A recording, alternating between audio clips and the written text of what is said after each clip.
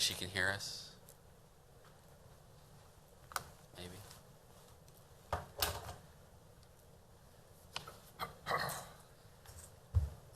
Yep, there it is. I missed it. Sorry about that, brother. Hannah, are you there? Maybe, maybe not. Everybody's busy. There she is.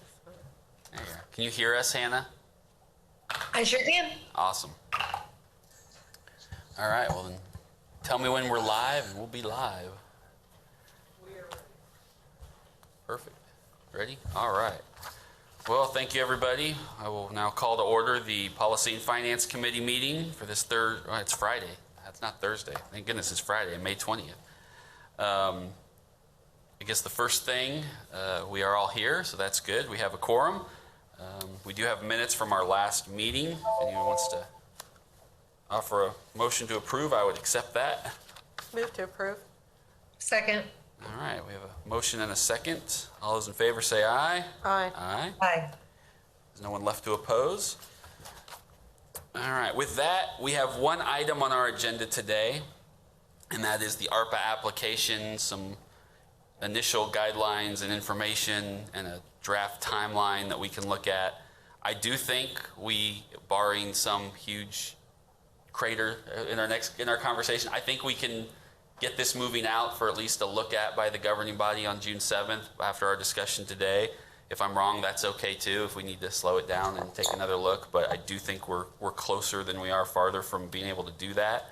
And as I have said previously, these really are a draft, so any comments, suggestions, concerns, additions, subtractions you two have, feel free to toss them out there. This was, what you see in front of you was a combination of a lot of good work by staff, and then random things that came out of my head for suggestions that I did run them by staff to get some feedback and send them to everybody, but that's kind of how we got here. I think the best place to start is with the application itself and kind of go through that, and then we can look at the other two documents after that. I don't know do you have anything you want to say or add before we go through it? No, Okay. not unless you have any. Okay. I'll take any questions, but other than that. We tried very hard to make this application give us the information we really think we need and want without it becoming at least too overburdensome. For instance, some of the things we looked at from the federal applications and even the state applications asked for a lot of extra documentation, which was primarily tax information and just really stuff that from our perspective we didn't think we would need through what we'll call a round one. Our thought was that is stuff that if we go through the first set of process and then have another look at what our finalists or what we've whittled down, then we may go back and look at those folks and say, okay, you made the first cut, but now we do want to see some of that information to get some verification of your organization and your tax status. But we were afraid that if we asked for that now, it'd be a little overburdensome for some organizations right out of the gate, and also it'd be a lot of paperwork for all of us to sift through unnecessarily. We're happy to talk about if there's any other verifications you want added, but if you're wondering why some of that long list of stuff isn't on here, that was our thought process for that. We do ask for things like making sure you're in good standing with the state of Kansas. That is an initial conversation, and talking a little bit about your organization and your objectives. So I don't know how you want to go through this. I do have one change that's been recommended to me that I would like to throw out there at some point that I do like on one of these questions. I don't know if you guys want to actually go through each question and look at it, or if you guys have looked at it and have things you want to jump out on. I can go either way. Chair? Yep. My initial question is just so we can start fleshing this out. We have the hard copy here, so where will they be able, is there going to be a portal, specific portal that has like the ARPA fund portal where they will be able to go in and fill this out?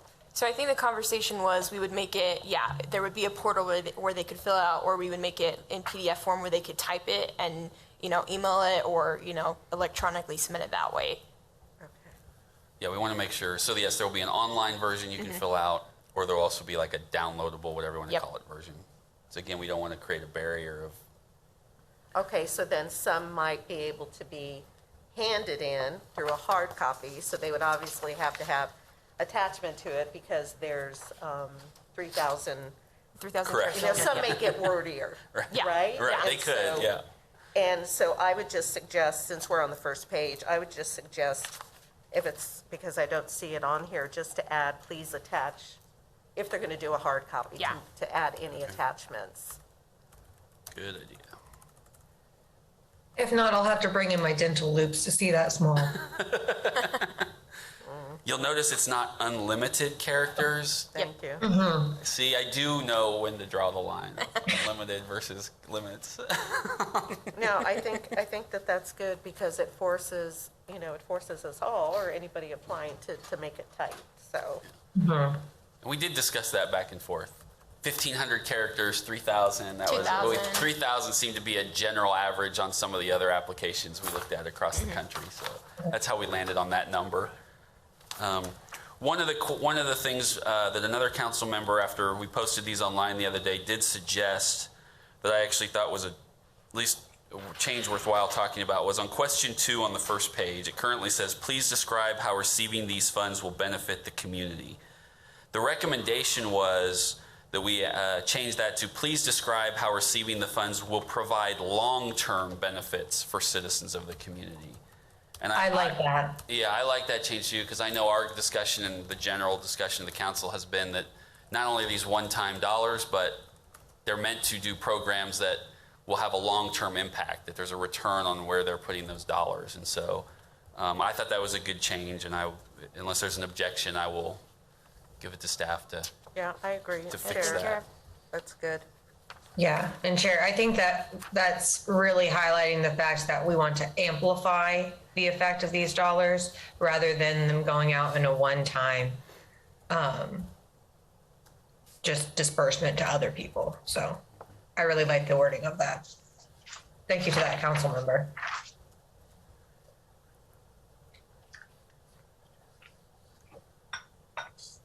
So outside of that, I don't know if there's anything else you think should be added, subtracted, changed? Chair, I would say too that, and we had briefly discussed this before Hannah Councilwoman Naeger got on page 2, where it says, please discuss whether this service is duplicated by another agency.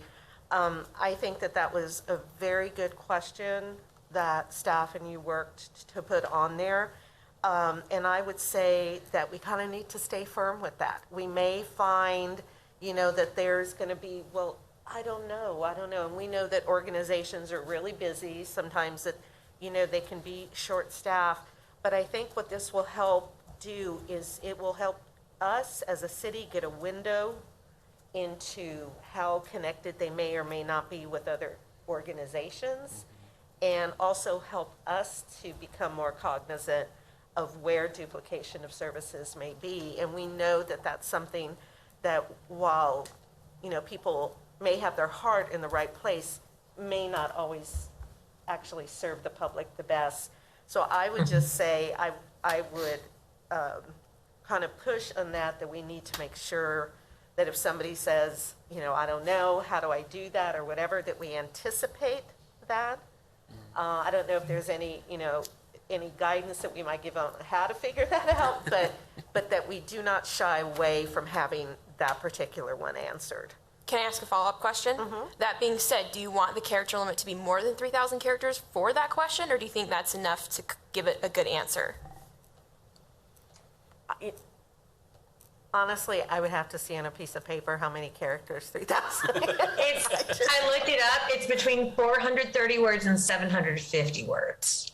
That's not very much. Yeah, so because that's pretty important, do we want to Yes. increase the character limit on that? Well, I will if, No, that's I'm open fine. to making that That suggestion, could be a yes. 5,000 character. Okay. Yeah, I agree. 5,000 characters for that question? Okay. The point that Councilmember Valdivia Alcala made to me earlier, which stuck to her point there, was too that if they don't know what duplication of services are occurring, then that probably tells us something about their knowledge of what they're getting into also, which gives us some insight there. And I think that's very important also. And I think too, what it speaks to is that, again, we've talked about bubbles any number of times. And maybe if there is an agency or two that may be having a duplication of service, as they go outside of their own bubble to see what's actually out there, and I'm sure many of them do, this won't be a problem with, but I'm just saying, it helps us get past that bubble mindset to start connecting perhaps more cohesively with other social service agencies, so. I think, yeah, that's a great outcome of answering that question.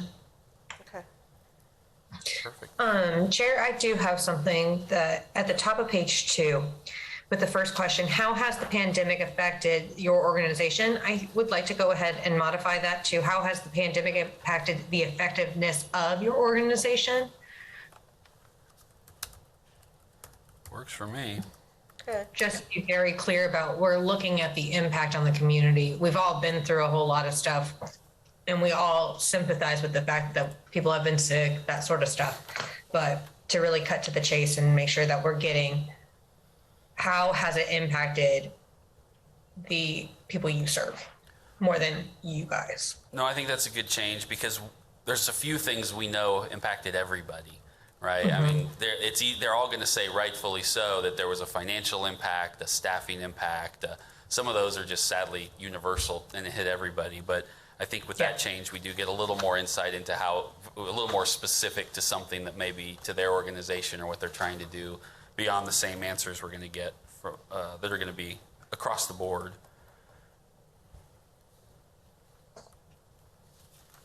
And then I also really liked section 4, the beneficiary information, really breaking it down by the age groups we're going to be impacting, the genders, income, making sure that this is an equitable distribution of funds. It's not all going to one community, that we're really trying to hit as many people as we can with these funds. So I really, really like this document.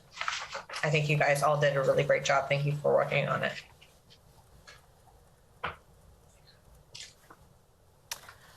I have a question. Yep. I'm just throwing this out there, but I'm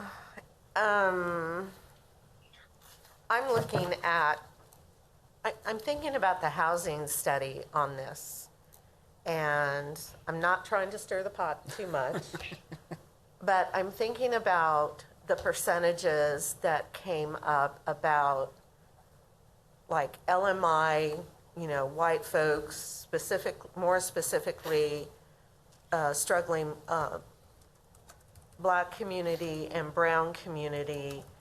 And I know that this isn't about rent or anything like that, but we know that we have these particular struggling populations out there more so than perhaps other sectors of the population. So we need to set that realization aside, because that's not anything that we're going to address. It's just going to be, no, that's a question. Right. No. Well, no, I mean, yeah, and I don't know if that. I mean, because I'm thinking about how COVID may have, again, I know this isn't going to go to rent or anything, but these folks that they're talking, you know, that we're talking about in the housing study may be utilizing some of these services at a higher rate because they're more financially, you know, burdened. So that's something that we're going to look at. Right. I'm trying to think how we would ask that because we're asking the income question. So would there be a way to ask if a percentage are helping, like a category of sheltered versus unsheltered versus, I don't know what the medium is. It's not medium shelter, but something to that, down that lane. But it also makes sense to say, if we're looking at, we're talking about option 1 and option 2 later on in the year in roughly September. Maybe once we get these applications, that can be an option if we have a surplus of applications to go over that $10 million mark. We use that as qualifying information to get past that first round. Does that sound appropriate? Say that one more time. So let's say that we have everybody who applies and it actually ends up underneath the $10 million mark. I don't expect that to happen. So if you're looking at the schedule, offering up option 1 or option 2 presented to the full governing body. If it's option 1, then we can go ahead and award the money to people who applied for it without doing further, gathering further information. If we do option 2, we've had a surplus of people apply, and we cannot give everybody a distribution of the $10 million funds. So we do have to have further qualifications to go ahead and be distributed any of this money. Does it make sense to go ahead and get into that qualification, talking about how has this sector of the community been more impacted, more negatively impacted by COVID? Then that becomes the qualification to go ahead and actually get to that next round of applications. And then, did I make that any clearer? You did make it a bit clearer. Okay, good. And I'm wondering I mean, that was the concern I had with bringing it up, because I'm looking back at it and I'm thinking, we know that this section of the population is struggling already, like we said, more so than the majority of Topeka. So do we want to make that part of the sole focus, or be intentional about having the conversation as we get into looking more deeply at applications? Was that kind of what you were saying? Yeah, you're making it more, let's go ahead and narrow it down now, or do we want to talk about narrowing it down later? Okay. So Does that make sense? Yeah. Is that what you're saying? Yeah, I think. Okay, yeah. good. I wouldn't have an issue.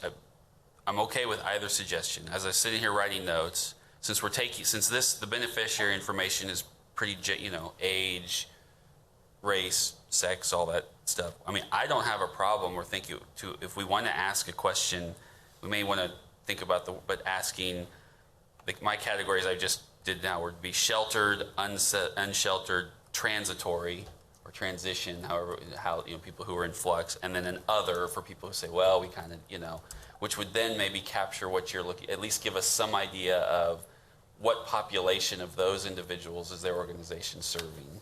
I think that's kind of what you're trying to capture is how. Maybe, but it may be more expansive. To the actual Than range. So people that. who are paying rent, but are they? Yes, because we know that this is not about, I'm looking at all the criteria.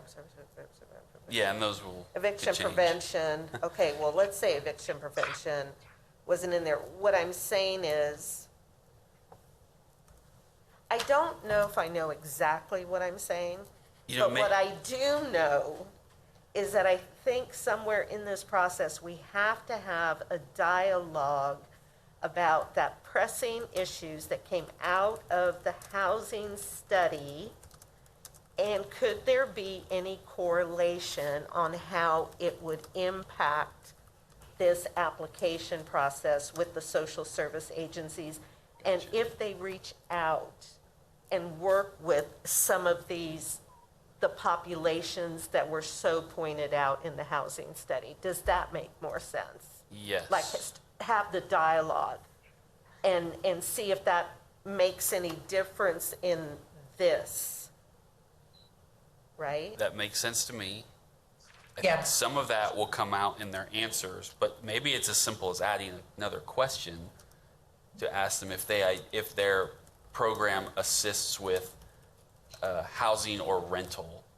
I don't know how to word it, but something that, and then when they mark it, we would know, okay, they specifically help that area. Right, but this could be another component in it that I may be overthinking this, in that, how about if they are housing cost burden, and some of that would be because they're having to pay too much out in childcare.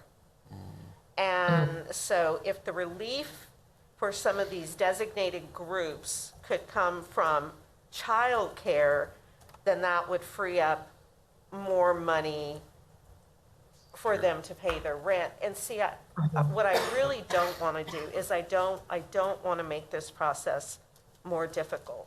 I think that all three of us are in this for the best benefit to come out of this. I also think that there may be a way to bring that information in that moves beyond the rent. Like, Gotcha. so we can kind of put The a overall puzzle cost of living. together Yeah. to see if any of this money is going to be able to have impact on that. Well, and what may help with that is, and I probably didn't write it very clear in the timeline, is even if we get a bunch of applications and they all fit within 10 million, I don't think it should be the assumption that that's where the money automatically goes. I think Right. it does need to be made clear that even if we all agree these are all worthy, there will still be follow-up. Yes. Where whoever will say, okay, these are what we think are good, but we still now want to do a second round of questions Yes. and deep dive into what they're actually going to do. Yes. And that may be part of that process too. Yes. So yeah, I don't want it to come across as, oh, we only got requests for 9 million, we're done, let's go home. No. We're still going to vet the heck out of Right. those groups. Well, Yeah. and I think that clarity came across from the council too, that we needed to be very deliberate in what we were doing here. So I agree. I agree. So to that point, to date, the council, and I'm sure this will come up next month, has not actually given any direction as to what group is making any of these final determinations. For what it's worth, I am operating under the assumption at this point and moving forward that we are the group who will be making those determinations. That is what I will be advocating for when we take these in before the council. And what I will remind the council is, while each committee has a voting block, every member of the council is always welcome to attend and participate in every committee. And they have a voice at the table. And so any of them who want to participate in that process can come to this table and participate. So I just want everyone to know that is what I will be putting forward. So I hope you're okay with that, because that puts the burden on all of us in this process. But, No, I agree with that, Chair. but that's the assumption I've been working under as we've worked through this. Can I Because ask then- clarify? Because then what's the point of a committee? Right. No, I mean, agree. it's the same with PWI, right? It's Yeah. the same, I mean, Right. the work is done at this committee level. Yeah. So, So, question? Yep. Yeah, can I ask a clarifying question real quick? Yep. Do you want me to include a question about whether they help the homeless people or like the homeless population or something in regards to rental assistance, and send that to you guys just to see if you like what it looks like and you can tell me yay or nay on that? Or do you want to hold off on that? I think it should be asked somewhere in this journey. I'm not sure what part it should be asked. I but don't think it the more hurts. information we can get, I don't think it hurts adding it to this round. It certainly doesn't Yeah. disqualify or qualify them, but it certainly Right. gives us the information on that first run that you're looking for. right, Okay, so I'll add it and you can tell me yes or no if you like it or not. okay. Yeah.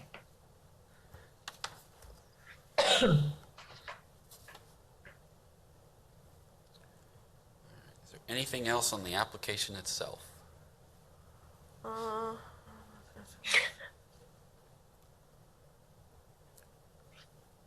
Oh, on when they go online, and most of them will know it, but some won't. Well, we have, when they ask for their industry, their classification system, well, we have one of those in the fancy little boxes that they can hit and say, I have no idea, where do I look this up at? Because a lot of them will really have no, I mean, it's easy to find. I've had to look it up myself, but getting the link to know where to look it up is. So if we could at least make sure that's included on that website, so those, because it's whatever that federal web, the IRS or whoever has it. Yeah, I can include the link, and then even if like they submit it on paper, they can at least go to Yeah, that at least link. look at the link and look it Yeah, I'll up. Because like I include said, that. it's easy to search once you get to it. It's not always easy to find when you just Google it, because all these private companies want to sell you something, so they feed the top of the Google, feed before you get to the actual government website that has all the right stuff. So And Chair, yes, as with having been on Social Service Grants Committee, I just have, from some of the experiences that we have had there, this portal that we go into, I think like Social Service Grants and United Way use some kind of e-client. E-Climate. Okay. That's not going to be this. Is it? I have no idea.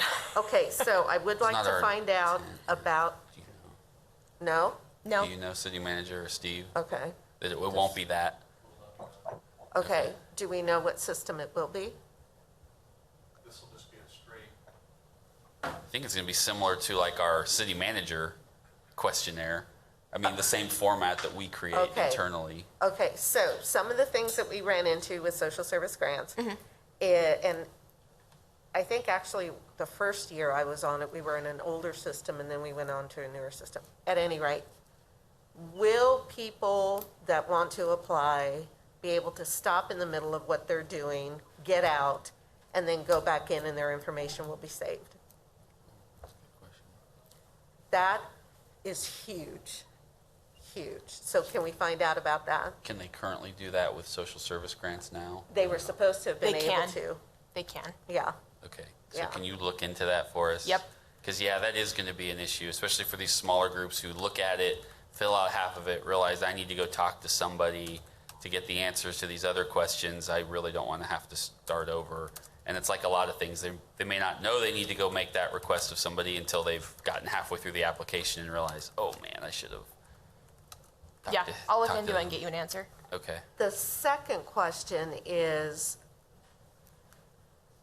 you're not going to be the only person that's a point person for answering questions from the applicants, are you? Because that's going to, you are going to get, I think, a fair share of questions. And when it comes to what I have found, when it comes to deadlines, getting closer and closer to deadlines, the crunch time is when the questions start coming over the phone or by email. And in the dispute process of social service grants, when they were denied for any particular reason, there were times when it was brought up, well, I never received a phone call back, I never received an email back, so how was I to know what to do? And then you have them disputing about deadlines. So I just want to make sure. Yeah. I will defer to my boss on this one. I think that's part of the process that we have to figure out how we're going to do, because the staff is not going to be denying applications. Right. That will be, whether it's this committee or a different appointment of the council members, because these are dollars that the city council has determined. What we will be doing is we'll take the information, we'll provide that information to the governing body, and then how applications are chose or picked or whatever. The other question to that is, I don't know if we want to set up a mechanism where if we have 1,000 applications and you move 500 forward, that we're going to call those 500 people back and say, you weren't moved forward. I don't know if that's something that, we want to do, or that'll be the direction or whatever. But I think those details are still yet to be worked out as to where. We probably do need to develop some kind of tree of people, and I'm happy to be one of those people, because I have a feeling the majority of questions we will get for these applications will be, what did you mean by this question? What information did you really want Exactly. here? Does this qualify? And I think there's several of us who can answer that. It's going to be simple as yes, no, and this is what we meant. But you're right. I think to the council member's point, if you get 50 of those a day, it Yeah. gets overwhelming for one person to be like, oh my gosh, even No, though it's a I lot think- of yes and no. And I think that's, that if, needing to take charge of it, like CM said, because otherwise you are going to get hammered. Right. And like Steve said, I'll have help, I'm sure. So I think So what we'll do is we'll talk about who that list of people is, and I'll get it sent to you and Hannah, and we'll say, does this work?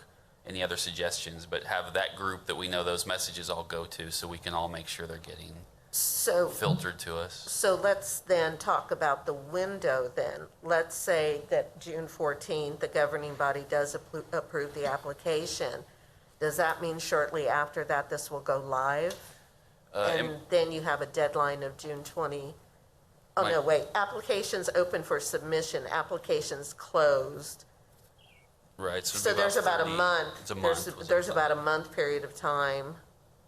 And I would think that there would have to be some basic SOP if people aren't familiar with this process.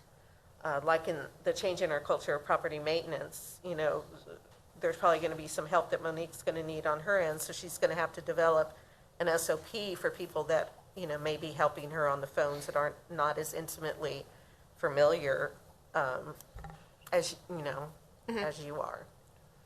So has a June meeting been set? Or will there be a June meeting? For this group? Yeah. No. Oh, here. We can look at the timeline that we pass it. Well, I was just trying to So the figure out- thought was, and we actually discussed this, we didn't know, I mean, we thought a 30-day window was okay. I'm okay if we think that should be a 45-day window, just to make sure. We went back and forth on that. I don't know that we're married to a specific, whether it's 30, 45 days. We didn't want to go too long, but we also didn't want it to be too short. So the target day for review of applications is August? Would be the month of August. Yeah. Okay, that's, yeah. And I didn't put a specific date on that because we might meet a couple times. It gives us and I wanted people's expectations to know these aren't coming out a week after the deadline. This is going to be a month-long review process, or whatever it is. I want them to know it's not going to be instantaneous. We're going to take some time on the review Yeah, process. no, I think 30-day window of receiving applications is probably good. And, when we launch that date or whatever, we'll do a big media push. We have to make sure that everybody knows that it's open. And these dates are all changeable in the sense that we may get to the full governing body. I mean, ideally, they look at it the 7th, we get something out the 14th, but it could be the 21st. And so then we will push that date back. We'll push everything back accordingly to meet that time, whatever the timeline is set by the government. We won't try to shorten the window just because the full governing body didn't get to it.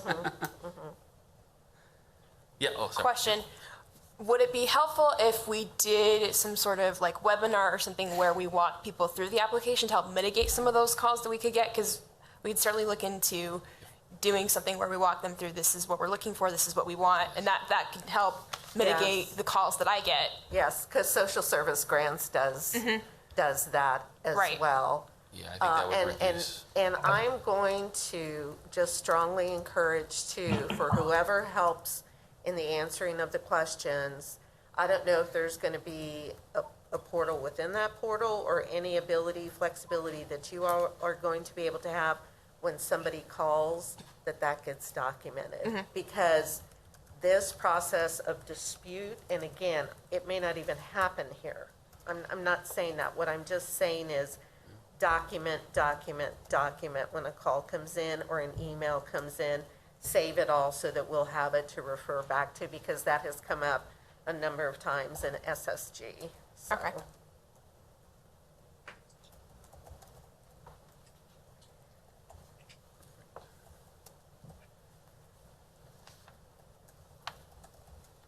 So what are we looking at now, Chair? No, those were good. Anything else on the application? The application itself? If not, we will then jump to the guidelines and general information that has been put together. I don't want to lose that. That's my notes. Don't lose that. So this too are just general guidelines and information to help give applicants some direction so they can look at these and decide whether they should even attempt to qualify or fill out an application. It is not meant to be all-encompassing or automatically disqualifying per se, although in some cases it is. And I think, as I said in the email, it is 100% amenable at this point. The goal here was to get a baseline. I'll go through some of them really quick. Obviously, you need to be located in the city of Topeka, have a location here. We came up with preference that you've been around for 3 years. I think one of our concerns is that if somebody just started, they're just going to use these funds to sort of help stay afloat or move their mission forward, which certainly has some importance, but not sure that that's going to help our overall goal of long-term impact of these dollars. Landed on 3 years because it sounded like a good uneven number, but again, that's over. If we wanted that shorter or longer. A reminder that these are one-time funds, not a recurring funding program. One of the somewhere in here, one of the recommendations made from council member was that we should probably expand on that a little to say that the goal is to generate benefits long-term in excess of the dollars invested, not expected to be short-term, but instead a strategic investment. I'm okay with that language, and I can send it out. I think it just clarifies that again, that these are meant to have a return on them. Agreed. And then there's a list of qualifying programs. I think it's all encompassing, but it may not be. So if there's anything that we should be adding or subtracting from that, no problem.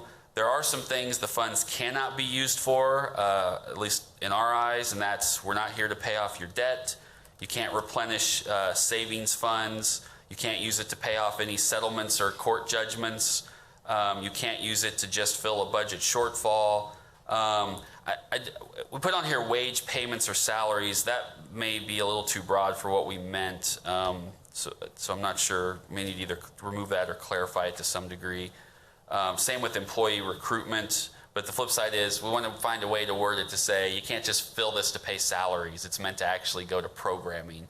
Now, I know sometimes salaries are part of programming, so I don't want them to think, well, wait, I'm able to bring this person in. So those may go away just so as we looked at these a little more.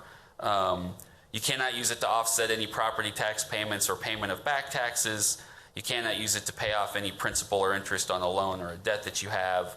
And obviously, what you have to do is legal. You can't be using it for an illegal activity. So as we've looked at it, the wage, salary, and employment recruitment, we can probably take that off, or at least reword it, be a little more clarifying. But Which one was that? Under funds cannot be used for wage payments or salaries, Yeah. and then employee recruitment. In retrospect, that's not what we really meant. So I'm going to take those off because they're obviously. You could be using it to pay partially a salary, but if it's for a counselor for a program that's absolutely needed to get people help, then we do not want to deny money for that purpose. So that was not the intent there. Chair, Yes. and in there anywhere does it say that, and remind people this is a one-time? It does, yep. We clarify that at the top, and then the other council member added, which we will add, that it's not expected to be short-term, instead of strategic investment and generate long-term. But yes, it says these are one-time funds, not a recurring funding program. And Chair, I know it says are not limited to, but I really would like to have something actually inserted that makes reference to elder care. Elder care, sure.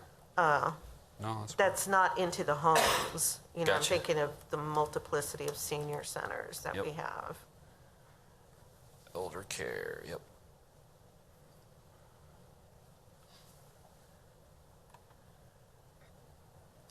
And then, Oh yeah, this also cannot be used for your own loan program.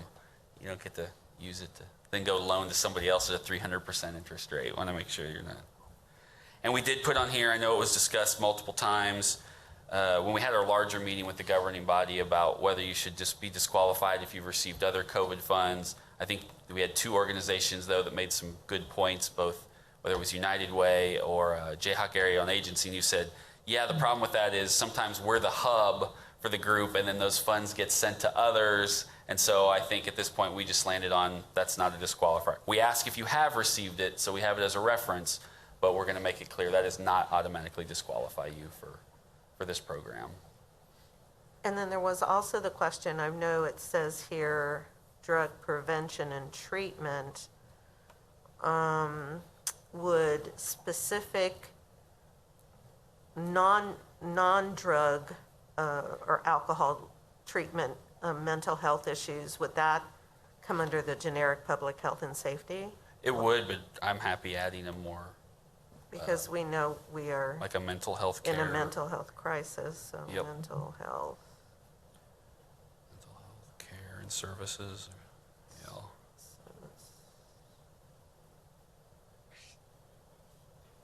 Yeah, I mean, I want to make sure the list is as clearly exhaustive as possible for the people we really do want to make sure apply. And then also it reduces all the questions that will get asked. Wait, I didn't see this specifically. Does it qualify? Yes, it does. You know, and one of the things we've tried to do, and I think this makes it pretty clear, and I'm sure there will be a few, is we are trying to send the message this is not a business relief program. This is meant to be a community service, community dollars, health, whatever those services are, and social service programs. So a lot of these too are just to let those businesses know this. You've had many of those options. This is not one of those programs. These dollars need to go to people in need. Yeah, okay.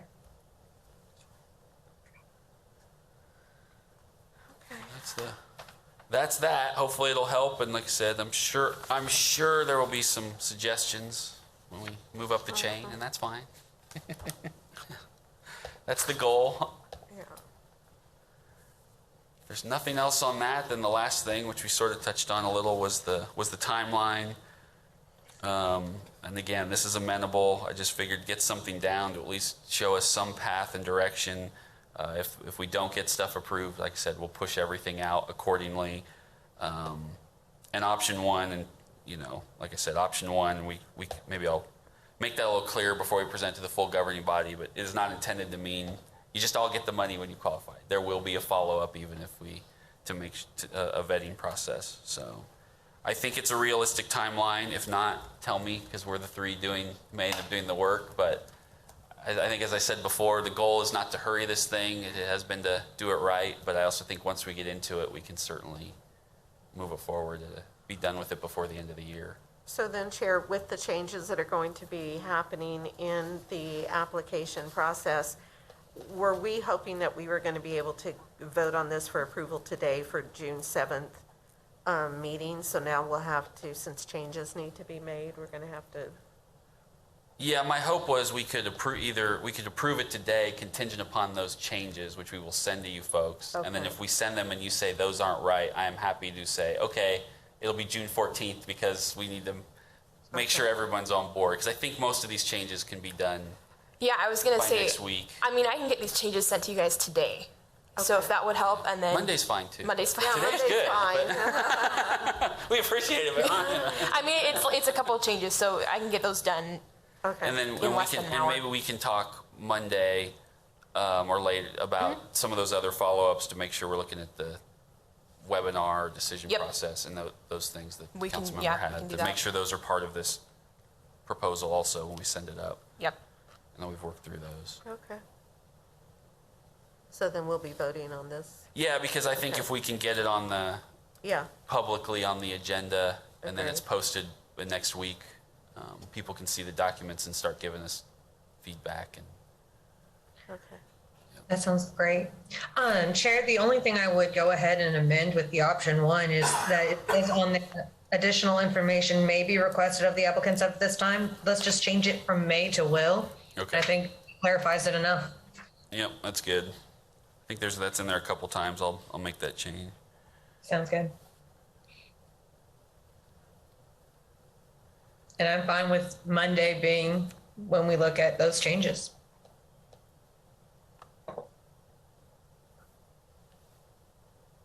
Perfect. Okay. So with that, I'm going to count this as a package deal. This is all one part of the application. So if there's a motion to move this on for consideration by the full governing body, I would take that motion at this time. Move it on to the governing body. And I will second. All right. All those in favor say aye. Aye. Aye.